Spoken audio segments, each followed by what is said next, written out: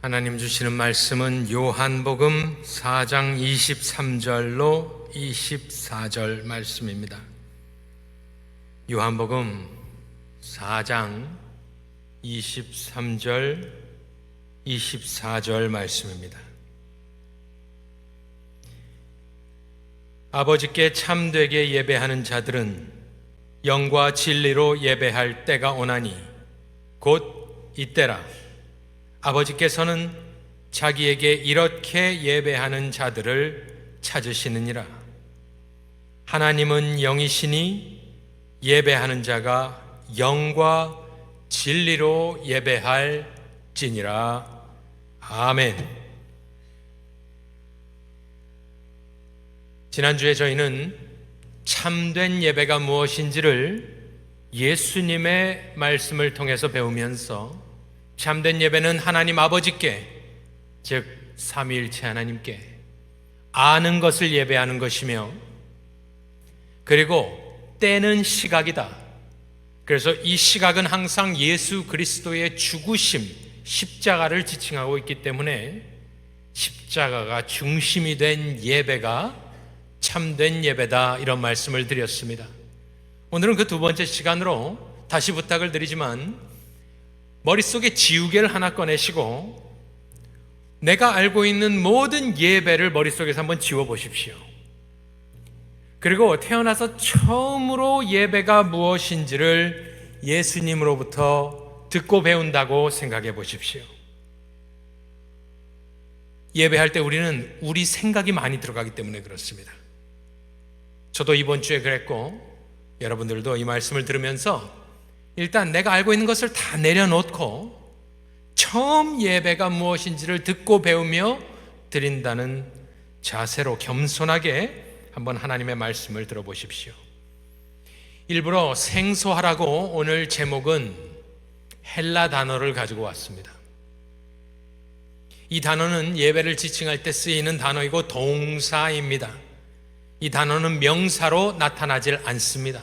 항상 동사로 행해지고 있다라는 것을 강조하기 위해서 그렇게 되어 있는 것 같습니다. 그래서 무엇을 하기 전에 오늘은 여기에 나오는 단어인 예배, 이 헬라 말이거든요. 이 단어의 뜻이 무엇인지를 오늘 좀 중심적으로 생각을 해보도록 하겠습니다. 신약 사전을 찾아보면 이런 헬라 단어들은 그 어원을 찾는 일이 굉장히 재밌습니다. 왜냐하면 그 어원들이 대부분 옛날 문학인 호머나 그리스 신화 같은 곳에서 많이 그 어원을 찾을 수가 있기 때문입니다. 오늘 주보에 나온 그 단어는 예배를 지칭하는데 그 어원은 이렇습니다. 옛날 그리스 신화에 전쟁이 한번 일어납니다. 여러분들도 잘 알고 있는 트로이 전쟁입니다. 트로이의 목마. 그 전쟁이 왜 일어났냐면 신화인데 어느 정도 현실도 있지 않겠는가 생각을 합니다. 스파르타의 여왕인 헬렌을 트로이의 왕이 납치를 해갑니다. 스파르타는 그리스 연맹 국가거든요. 그러니까 여자 하나 때문에 큰 전쟁이 일어납니다. 대륙 간의 전쟁이 일어납니다. 그래서 그리스파, 그리스 시티 스테이트들이 모아서 배를 많이 만들어 놓고 이제 에게해를 건너가서 트로이는 터키입니다. 이 바다를 건너가서 전쟁을 일으키고 몰살시키고 이 헬렌이라는 여왕을 구출해 와야 되는 상황입니다. 그래서 그리스파의 수장은 아가멤논이라는 왕이고 거기서 제일 싸움 잘하는 사람이 누구죠? 아킬레스입니다. 아킬레스.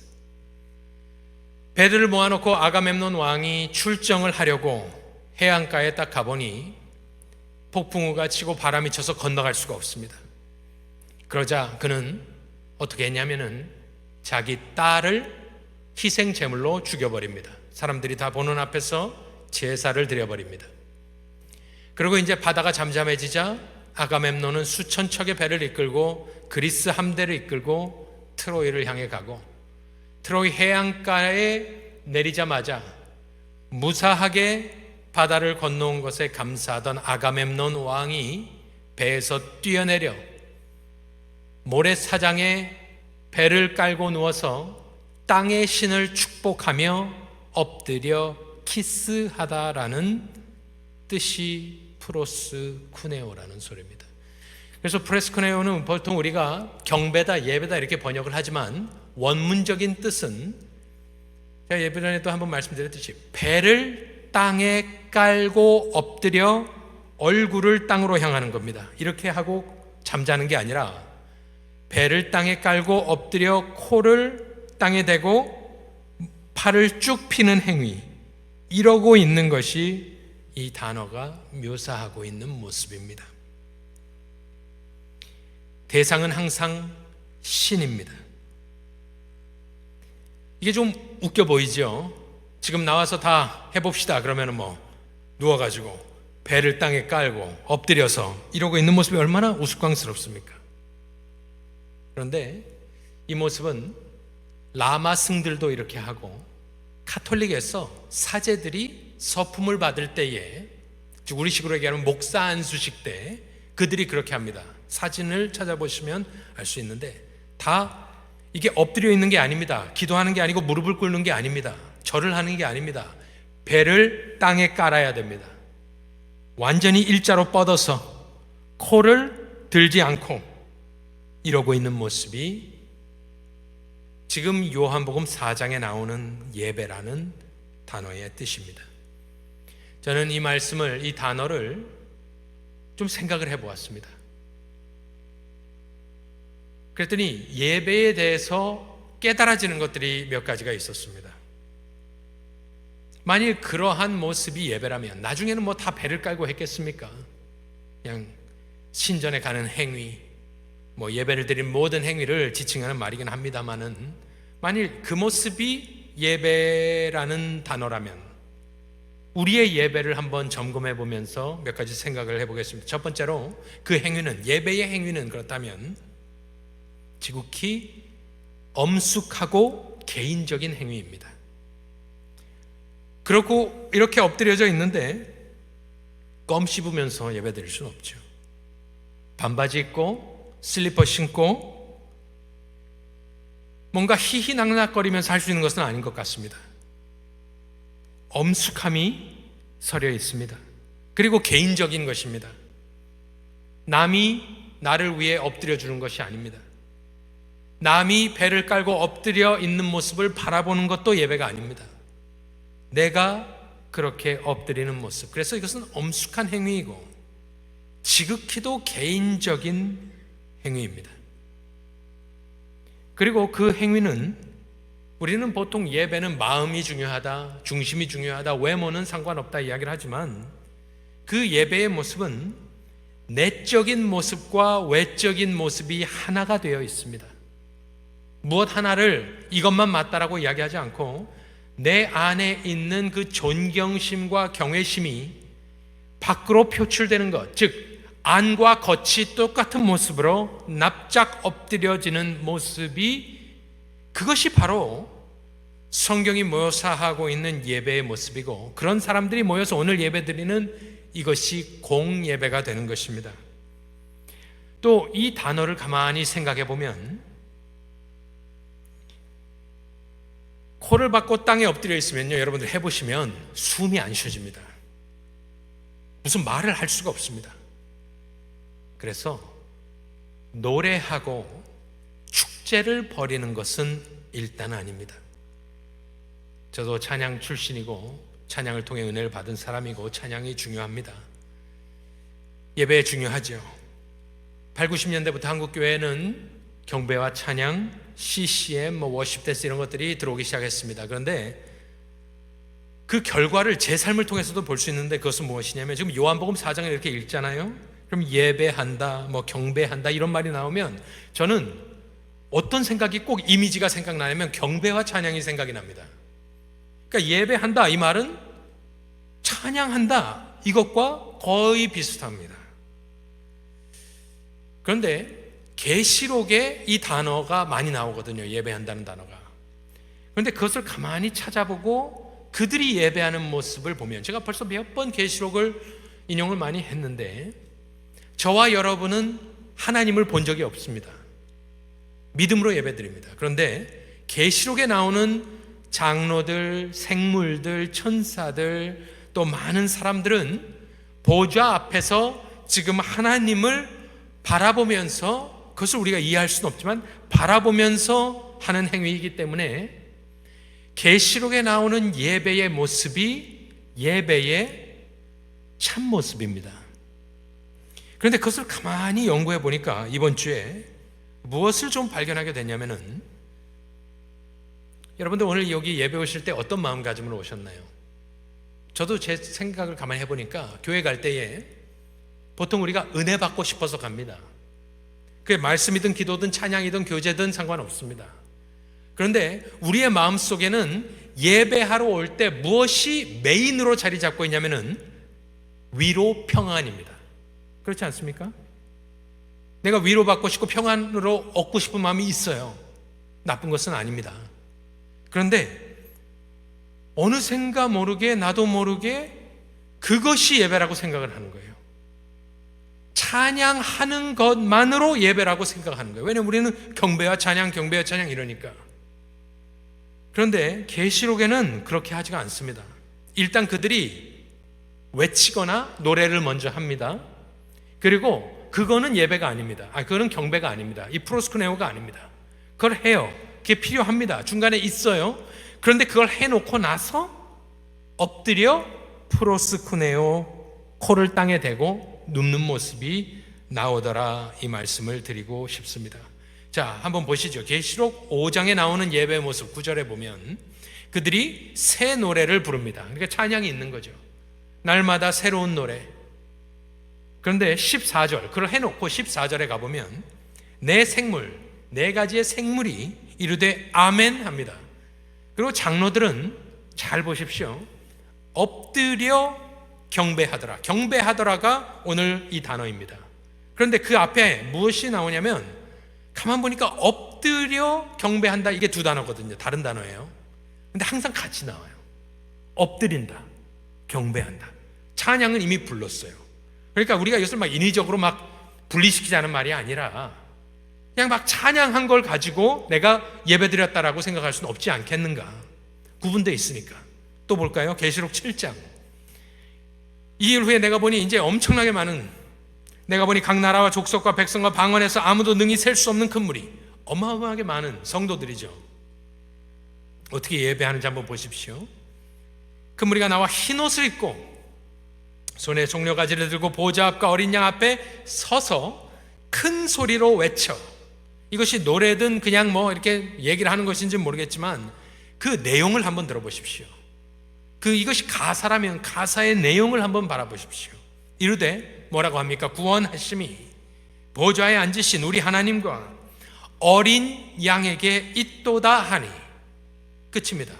일단은 나에 대한 내용은 없습니다. 내가 어디를 거닐고 있는데, 바람이 부는데, 시원한데, 은혜가 되고, 이런 말이 없어요. 다 하나님입니다. 그 다음 볼까요? 11절에 모든 천사가 보좌와 장로들과 내 생물의 주위에 서 있다가 보좌 앞에 또 뭐 합니까?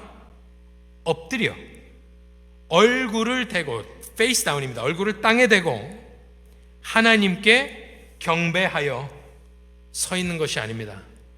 엎어져고 얼굴을 땅에 대고 있습니다. 그리고 하나님께 그렇게 경배, 오늘 이 헬라 단어입니다. 이르되 뭐라고 또 합니까? 아멘, 찬송과 영광과 지혜와 감사와 존귀와 권능과 힘이 우리 하나님께 세세토록 있을지어다.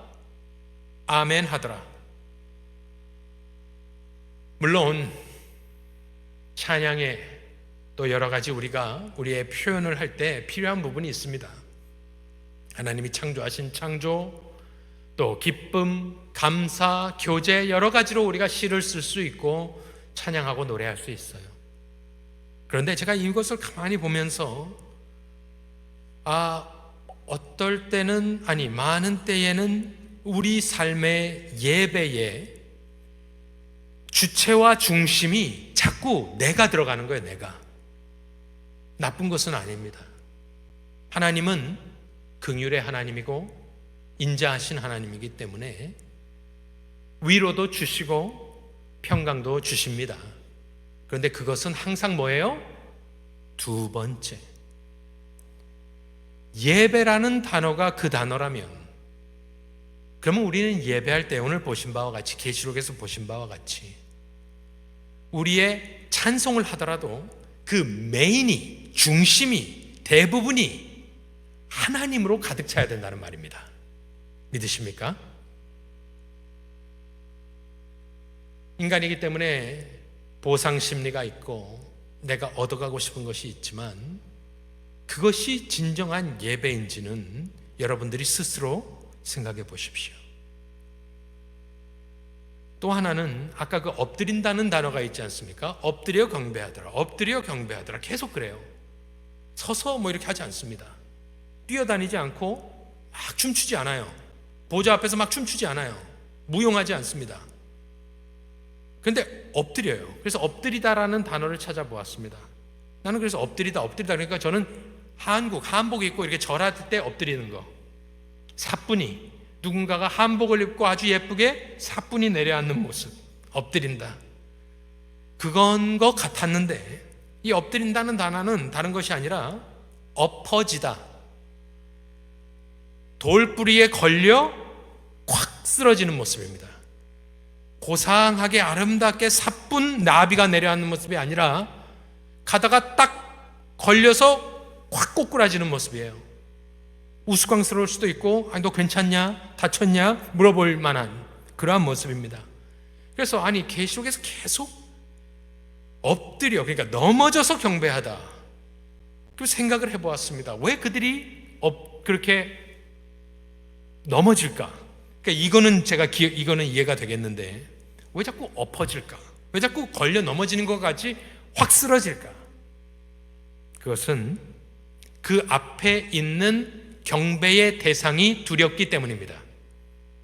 그 경배의 대상이 그 사람을 완전히 압도하고 있고 새하얗게 질려버려가지고 꼬꾸라지는 모습입니다. 그것이 예배라는 거예요. 그것이 계시록에 진짜 하나님을 본 사람들이 예배하는 모습이에요. 아무도 그 앞에서 노는 사람 없습니다. 아무도 커피 마시는 사람 없고 아무도 하프 타는 사람 없어요.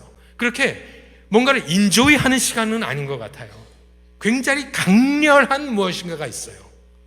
그리고 모든 생물들이, 천사까지도 다 엎어져 버리더라, 쓰러져 버리더라, 혼절하더라. 페인팅이에요. 그냥 컬랩스예요. 완전히 무너지는 거예요. 왜? 그 이유는 제가 생각해보면 단 하나예요. 완전히 뭔가 설명할 수 없는 두려운 존재가 앞에 있는 거예요. 그래서 그것이 예배라면, 그것이 계시록에 나오는 진정한 예배라면, 하나님을 본 사람들이 하는 예배라면, 그러면 우리는 이 땅에서 예배할 때 그 예배의 대상인 하나님을 정확히 알고 예배하는 것이 필요한 줄로 믿습니다. 우리가 생각하는 하나님, 여기 올 때 은혜를 받으러 왔다만 생각을 하고 오시면 그게 흐려지는 거예요. 쓰러질 이유가 없습니다. 납작 엎드릴 이유가 없습니다. 남이 하는 거 들어가서 보면 되고, 이렇게 앉아서 평가하는 건 뭘까요? 찬양이 좋았다, 설교가 어땠다, 성가대 찬양대가 어땠다. 평가는 왜 하냐면 코를 땅에 박고 있지 않기 때문에 하는 겁니다. 코를 땅에 박으면 말이 안 나와요. 한번 해보시면 다 사라집니다. 그냥 나밖에 없어요. 나와 하나님. 그것이 지금 예수께서 사마리아 여인에게 예배라는 단어를, 프로스쿠네오를 쓰면서 설명할 때의 모습입니다. 그리고 이 단어는 계시록까지 계속되는 것입니다. 저와 여러분도 그러한 하나님을 경외하는 모습을 회복해야 되는 줄로 믿습니다. 나도 모르게 내가 중심이 된 예배를 드리고 있더라. 그러한 찬양을 드리고 있었고, 그러한 설교를 하고 있었고, 또 특이한 점을 하나 발견했는데요. 이 단어를 추적하다 보니까 요한 계시록에 이 말씀을 받고 있는 요한이 자꾸 어떠한 행위를 하냐면은 그 앞에 있는 천사한테 프로스쿠네오를 합니다. 옛날에는 그냥 그런가 보다 그냥 뭐 지나갔는데, 요번에는 이게 거슬리는 거예요. 프로스쿠네오가 정말 배를 땅에 깔고 이러고 있는 모습이라면은 당연히 그 천사는 그러한 경배를 요한에게 받을 수가 없습니다. 한번 보시죠. 두 번 계시록에 이런 게 나오는데 계시록 19장 10절에 보면 내가, 이것은 요한입니다. 그 발, 천사입니다. 그 발 앞에 뭐 합니까? 또 나오죠. 엎어져서, 무너져서, 쓰러져서 배를 땅에 깔고 하니, 그가 나에게, 천사가 뭐라 합니까? 나는 너와 및 예수의 증언을 받은 네 형제들과 같이 된 종이니 삼가 그리하지 말고 오직 하나님께 경배하라. 경배하라, 똑같은 프로스쿠네. 그 다음 계시록 22장 8절로 9절을 보면 이것들을 보고 들은 자는 나 요한이니 내가 듣고 볼 때에 이 일을 내게 보이던 천사의 발 앞에 경배하려고 또 뭐 합니까? 엎드렸더니 그가 내게 말하기를, 똑같은 말을 하는데, 나는 너와 네 형제 선지자들과 또 이 두루마리의 말을 지키는 자들과 함께 된 종이니 그리하지 말고 하나님께 프로스쿠네오 해라. 제가 이 말씀을 보면서 뭔가 이렇게 딱 충격을 받은 것이 있습니다. 그것은 무엇이었냐면은, 요한계시록은 누가 썼습니까? 지금 요한복음을 기록한 그 요한입니다. 요한복음이 한 AD 60년 중반이고 요한계시록이 AD 90년에서 95년입니다. 지금 요한계시록을 쓰고 있고 그 환상을 듣고 보는 이 요한은 12제자 중에 가장 오래 살아남은 자, 대사도입니다. 끝까지 남아서 계시록을 완성시키기 위해서 하나님이 살려두신 마지막 증인입니다. 그런데 그 위대한 노사도, 그 영성과 영력이 얼마나 있겠습니까? 그 노사도인 사도 요한이 무엇을 합니까? 천사 앞에 쓰러져 경배를 하려고 하는 모습이 여러 번 나오는 모습을 보면서, 아, 사도 요한도 유혹을 받는구나. 그 유혹은 뭐냐면은 사도 요한조차도 이 천사라는 보이는 것 앞에 무너진 거예요. 그만큼 유혹이 강한 것입니다. 천사가, 이러니까 우리는 이해가 안 가지만 여기 나오는 천사는, 계시록에 나오는 천사는 이 큐피드가 아닙니다. 그 기저귀 찬 토실토실한 날아다니는 요만한 베이비, 이게 아닙니다. 가만히 읽어보시면 이 천사들은 땅과 대륙을 밟고 서 있는 사람들이고 굉장히 커요.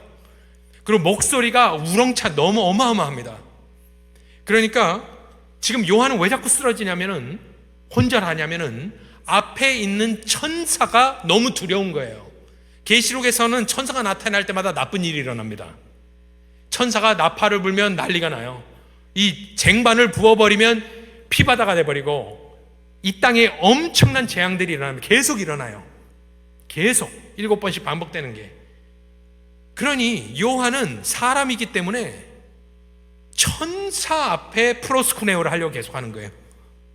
사람이니까, 너무 무섭고 두려우니까. 생각해 보십시오. 천사가 그 정도면 하나님은 어떻겠습니까? 하나님 앞에서 그냥 우리는 그냥 없어지는 거예요. 그렇다면 사도 요한도 나이가 그렇게 드시고 나서 성경을 몇 개를 썼으면, 요한 1, 2, 3서까지 어마어마한 대사도인데 그 사도조차도 계속 그렇게, 이거 우상숭배 아닙니까? 천사 앞에 경배하는 거는. 그런 유혹을 받았다면 저와 여러분은 무엇을 조심해야 되느냐? 보이는 것을 조심해야, 보는 것을 조심해야 돼요. 우리는 현혹됩니다. 카리스마 있는 사람한테 현혹되고 엄청나게 큰 물량 앞에 무릎을 꿇고 큰 교회, 큰 콰이어 뭐 이런 것에 다 머리를 숙이게 된다는 거예요. 저와 여러분의 경배의 대상은 오직 삼위일체 하나님인 줄로 믿습니다. 빠져들면 안 됩니다. 그래서 옛날부터 성경에 나오는 우리 참 하나님은 형상으로 만들어지는 것을 거부하시는 보이지 않는 하나님입니다. 10계명의 1, 2계명을 보면, 출애굽기 20장을 보면 너는 나 외에 다른 신을 내게 두지 말라 해놓고 그 다음 뭐라 하십니까? 너를 위하여 새긴 우상을 만들지 말고 어떤 형상도 만들지 말며 그것들에게 절하지 말며 그것들을 섬기지 말라. 경쟁력에서 밀리는 겁니다. 그 옆에는 다 화려한 게 다 보여지고 제사장이 있고 화려한 예배가 드려지고 여러 가지가 진행이 되는데 성경에 나온 하나님은 그것을 싫어하세요. 아브라함 때부터 아브라함을 불러내시면서 어떻게 했습니까? 떠나라고 말하는 하나님이에요. 나타나서 막 뭘 보여주지 않습니다. 출애굽기에서도 10계명을 주시면서 만 백성들은 다 무엇을 보여지고 만들어 놓고 그 앞에 절을 하는데 이스라엘의 하나님은 아무것도 없어요. 허공에다 그냥 제단 쌓아놓고 아무것도 없어요. 하나님이 하지 말래요. 절대 만들지 말래요. 그것이 하나님의 방법이고 하나님의 속성이고 하나님이 정해놓으신 예배의 방식이라는 거예요. 수천 년이 흐르고 난 뒤에 대사도 한 명이 더 아테네에 들어갑니다. 아덴이라고 성경에 나와 있지만 아테네에 들어갑니다. 사도 바울입니다. 사도 바울이 아테네에 딱 들어갔더니 판테온에 신전에 신상들이 꽉꽉 차 있어요. 그래서 그가 그것을 보고 분노합니다. 아테네를 갔는데 너무 신이 많아요. 어떻게 알아요? 보이니까. 여기는 중국신, 여기는 이탈리아신, 한국신, 일본신, 미국신 다 있는 거예요. 그러니까 그걸 보니까 사도 바울이 화가 났습니다. 꽉꽉 차 있어요, 신들로. 그때 사도 바울은 어떤 전도의 방법을 택합니까? 여러분 같으면 어떻게 전도하시겠어요? 효과적으로 전도하기 위해서. 저 같으면 십자가를 만들어 가지고 크게 높게 십자가를 만들어서 장대에 달고 거기에 뭐 예수님 뭐 이러고 있는 거 그걸 만들어 가지고 걸어 다니는. 왜? 다 보고 있는, 다 비주얼한데.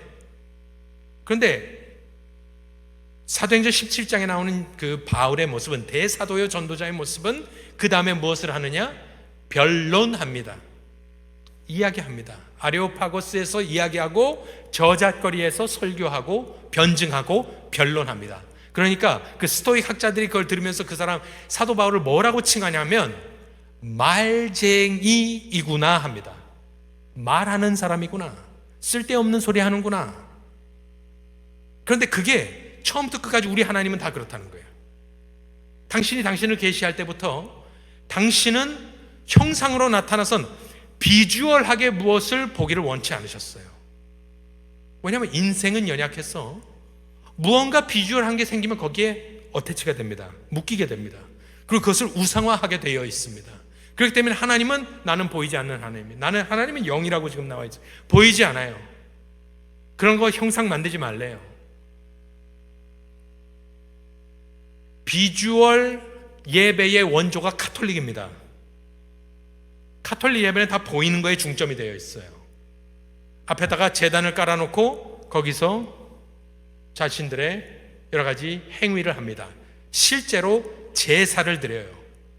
그리고 향을 피웁니다. 걸어 다닙니다. 여러 가지가 보여지는 거에 묶여 있습니다. 그런데 거기에 반대했던 우리의 조상들, 신앙의 조상들이죠. 개혁주의자들은 그런 것을 다 물리쳤어요. 그래서 이러한 제단을 중간에, 카톨릭 교회 가보면 중간에 얼터라 그런 저게 있습니다. 그리고 그 뒤에 요만한 상자가 있는데 그 안에 성체 같은 게 들어있어요.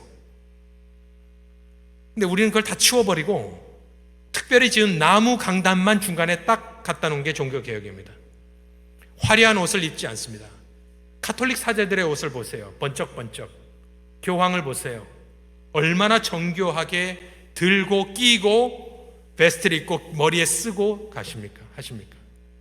종교개혁가들은 다 치워버렸어요. 제가 1, 2부에 입는 검정색, 흰색 가운은 제네바 가운이라고 합니다. 제네바에서 그렇게 입었기 때문에 옛날부터 그랬어요. 그래서 여러 가지 붙이지 않습니다. 그냥 검정색 뒤에 숨어버린다. 제가 말씀드려요. 왜? 우리는 말씀하시는 하나님, 처음부터 끝까지 말씀하시는 하나님을 듣고 믿으며 믿음으로 바라보며 예배를 드리는 것이 성경적인 예배의 방식입니다. 현대에는 여러 가지 비주얼 이펙트를 많이 사용합니다. 나쁜 건 아닌데 제가 최근에 그런 교회를 가봤어요. 이 화면이 얼마나 해상도가 높냐면 집에 있는 TV보다 더 화려해요. 그것은 나쁜 것은 아닙니다만은 예배 시간 내내 저는 아무것도 안 보여요. 그 안으로 빨려 들어갑니다. 다른 거 신경 여기서 드럼을 치면 이 드럼 치는 사람을 보는 것보다 화면으로 보는 게 더 나아요. 그러니까 거기에 완전히 빨려 들어갑니다. 다 나쁜 것은 아니겠죠. 필요하면 해야겠지만 사도 요한의 모습을 보며 우리는 너무나 연약한 존재인 것을 깨닫고 모든 것을 간결하고 단촐하게 하여 하나님만 드러나는 예배, 심플한 예배, 내 자신이 사라지는 예배, 찬송의 가사와 예배의 모든 중심이 하나님께만 드려지는 것에 포커스가 되는 예배가 참 예배인 줄로 믿으시기 바랍니다.